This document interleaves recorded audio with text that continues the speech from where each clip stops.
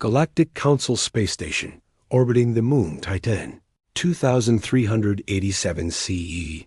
The massive council chamber falls silent as Admiral Rex Stone of the Terran Defense Force stands before the assembled alien representatives. 50 years ago, humanity's most advanced exploration vessel, the Wanderer, vanished beyond the galactic rim while investigating strange energy readings. The ship carried 500 crew members and humanity's most classified technology. Now it has returned. Commander Lisa Kane, the sole survivor, found drifting in an escape pod, sits in the medical bay. Her story defies belief. The ship didn't just disappear, it traveled to another galaxy entirely. What they found there changed everything humanity thought they knew about the universe. The alien council members, the proud Valen with their crystalline forms, the wise Kalari with their tentacled heads, and the militaristic Drex with their scaled hides listen with growing unease. They had always seen humans as the newest, weakest species in the galactic community, useful for manual labor and basic tasks, but hardly a threat to the established order.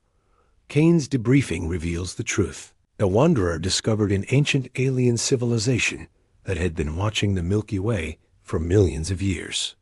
These beings, the architects, had been testing younger races, preparing for something catastrophic approaching from the void between galaxies. The human crew, led by Captain James Hart, had done the impossible. They had earned the architects' respect and trust, something no other species had achieved in eons. The architects had shared knowledge and technology that would revolutionize everything. But Kane's pod is all that remains. The Wanderer and its crew stayed behind to help defend the architect's galaxy from an invasion of dark entities that consume entire star systems. The ship's final transmission contained only coordinates and a warning. They're coming here next. As Kane finishes her report, the council members exchange nervous glances. If humanity's weakest ship could accomplish what their greatest fleets could not, what did that say about human potential? Various locations across the galaxy. The council refuses to believe Kane's story until the evidence becomes undeniable. Ancient monitoring stations throughout the galaxy begin detecting the same energy signatures that preceded the Wanderer's disappearance. Deep space sensors register massive objects moving between galaxies, objects that shouldn't exist. Dr. Mike Torres, Earth's leading xenarchaeologist, makes a breakthrough while examining artifacts Kane brought back. The crystalline data cores contain star maps showing the positions of dead civilizations throughout the universe. Every extinct species follows the same pattern. They thrived, advanced, then vanished without a trace. The architect's message is clear. The galaxy faces a cycle of destruction that has repeated for billions of years. The dark entities, called the Devourers, sweep through galaxies like cosmic locusts, consuming not just matter and energy, but the very fabric of space-time itself. Meanwhile, other human ships begin reporting strange encounters. The cargo vessel Pioneer discovers a derelict alien city floating in deep space. The exploration ship Horizon finds entire star systems that have been somehow hollowed out.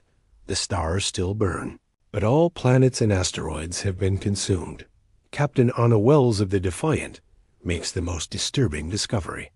Her ship encounters a Devourer scout, a writhing mass of dark energy that phases in and out of normal space. The entity attempts to consume the ship, but the Defiant's crew fights back with desperate ingenuity, using their ship's reactor as a weapon to drive the creature away. The alien council finally begins to take the threat seriously when their own monitoring stations go dark, one by one, starting from the galactic rim. The pattern matches exactly what the architects had predicted, but humanity's response puzzles the other species. Instead of panic, humans begin preparing for war. Ships are retrofitted with experimental weapons. Scientists work around the clock to understand the architect technology. Military academies start training crews for battles against impossible odds. The other species had always dismissed human recklessness as a flaw. Now they begin to wonder if it might be exactly what the galaxy needs.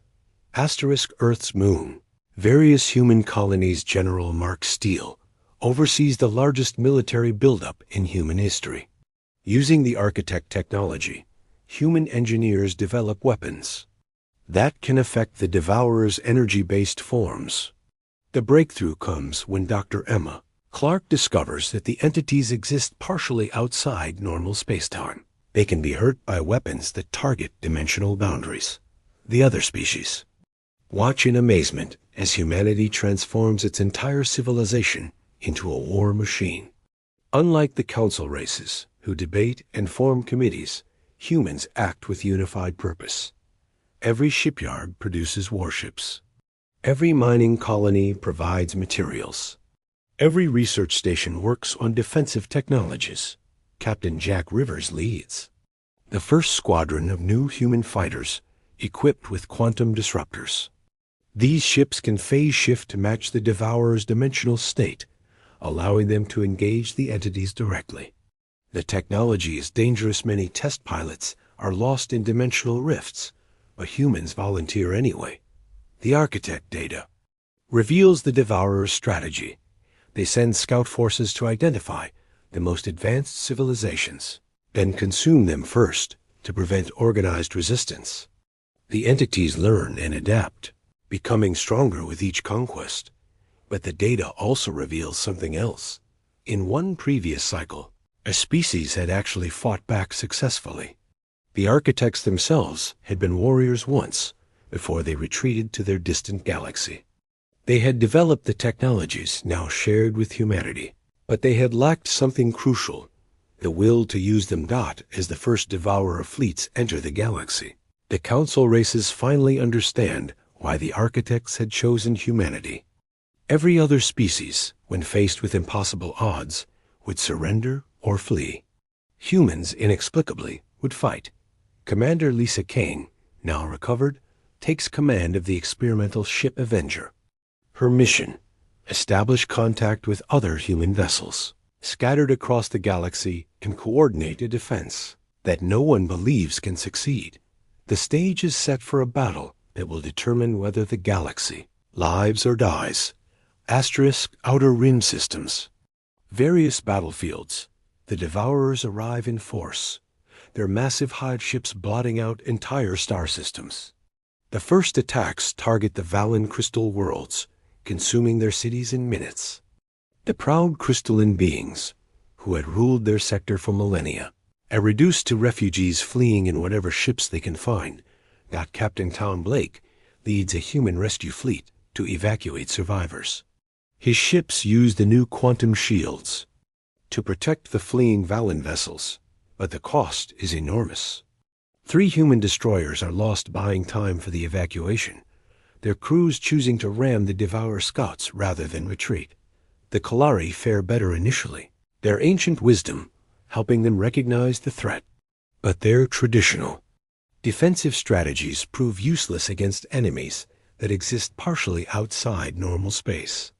Their fortress worlds, protected by energy barriers that had held for centuries, fall in hours. Admiral Rex Stone coordinates the human response from the battle cruiser Thunderbolt. Unlike the alien fleets, which break formation when faced with the Devourer's reality-warping abilities, human ships maintain discipline. They've trained for this. Psychological preparation for fighting impossible enemies. The first major battle occurs at the Drex homeworld. The militaristic reptilian species had boasted the strongest fleet in the galaxy, but their plasma weapons pass harmlessly through the Devourer forms. The human task force, led by Captain Sarah Hill, arrives just as the Drex capital city is being consumed. Hill's ships demonstrate the new quantum torpedoes, which can lock on to the Devourer's dimensional signature. The weapons work, but barely. It takes concentrated fire from multiple ships to destroy a single Devourer drone. The entities adapt quickly, their forms shifting to resist the quantum disruption. The battle is won when Commander Paul Grant's fighter squadron performs an impossible maneuver. They phase shift their entire formation into the Devourer's dimensional state, attacking from within their own reality. Half the pilots are lost in the process, but the remaining Devourer fleet retreats. The alien survivors are stunned. For the first time in galactic history, the Devourers had been forced to withdraw. But the victory came at a terrible cost. And the enemy is learning from each engagement. As more Devourer fleets pour into the galaxy, humanity realizes they cannot win through conventional warfare. They need something more, a strategy that plays to their unique strengths. Asterisk. Deep space. Approaching the galactic core, Captain James Hart's final transmission from the Architect Galaxy contained more than just a warning. Hidden in the data was a desperate plan, a way to stop the Devourers permanently, but it would require a sacrifice that no sane species would consider. Dr. Mike Torres decodes the message while working frantically in an underground laboratory on Earth. The Architects had discovered the Devourer's weakness. They existed across multiple dimensions, simultaneously drawing power from the spaces between realities. If someone could collapse the dimensional barriers at the galactic core, the feedback would destroy every Devourer in the galaxy. The catch: the explosion would also destroy everything within 1,000 light years of the galactic center, including Earth's most populous colonies. Billions would die to save trillions. The Alien Council representatives, now refugees on human ships, are horrified by the plan. They cannot comprehend how humanity would even consider such a choice. But General Mark Steele and his staff have already begun preparations. The mission requires a ship capable of reaching the galactic core, surviving the journey through Devourer-controlled space, and delivering a quantum singularity bomb precisely positioned to collapse the dimensional barriers. Only one vessel has the necessary capabilities: the experimental dreadnought Vengeance, equipped with the most advanced Architect technology. Commander Lisa Kane volunteers to lead the mission. Her experience with the Architects makes her the logical choice, but she knows it's a one-way trip. The Vengeance will never survive the dimensional collapse. As the ship prepares for departure, something unexpected happens. Volunteers from the alien species begin requesting to join the crew. The Valen survivors offer their knowledge of crystalline energy matrices. The Kalari provide their expertise in dimensional physics. Even the proud Drex ask to serve as gunners. For the first time in galactic history, the different species work together as equals. But it's human leadership that holds them together, human determination that drives them forward. The Vengeance launches just as the Devourer main fleet reaches the inner systems. The race is on. Can they reach the galactic core before the entities consume enough civilizations to become unstoppable? Asterisk. Galactic core. The ultimate battlefield. The journey to the galactic core takes the Vengeance through the heart of Devourer territory. The ship faces constant attacks from entities that grow stronger with each system they consume. The crew works around the clock, pushing human and alien technology to its limits. Captain Jack Rivers leads the fighter escort, his squadron using hit-and-run tactics to clear a path through the enemy forces. The quantum disruptors are more effective now. Human engineers have improved the weapons based on combat experience, but the Devourers are evolving too. At the galactic core, the crew discovers something impossible.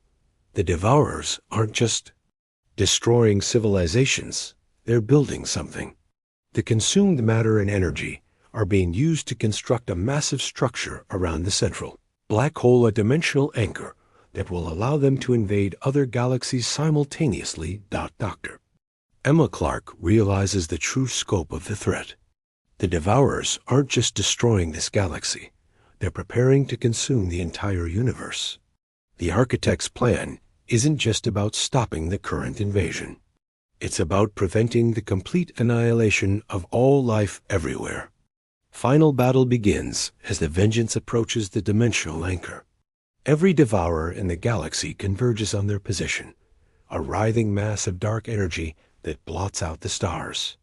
The ship's shields fail, its weapons overheat, its hull begins to crack under the dimensional stress, but the crew fights on. Human Marines, supported by alien specialists, board devourer constructs to plant charges. Valen engineers sacrifice themselves to maintain the ship's quantum core. Kalari navigators guide the vessel through impossible dimensional storms. Commander Kane makes the final run, piloting the Vengeance directly into the anchor structure. The quantum bomb detonates just as the ship is torn apart by dimensional forces. The explosion ripples across multiple realities. Collapsing the barriers between dimensions, the feedback destroys every devourer in the galaxy instantly. But the cost is enormous. Entire star systems are consumed by the dimensional collapse.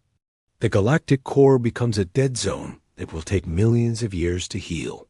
Epilogue: the survivors rebuild, but the galaxy is forever changed.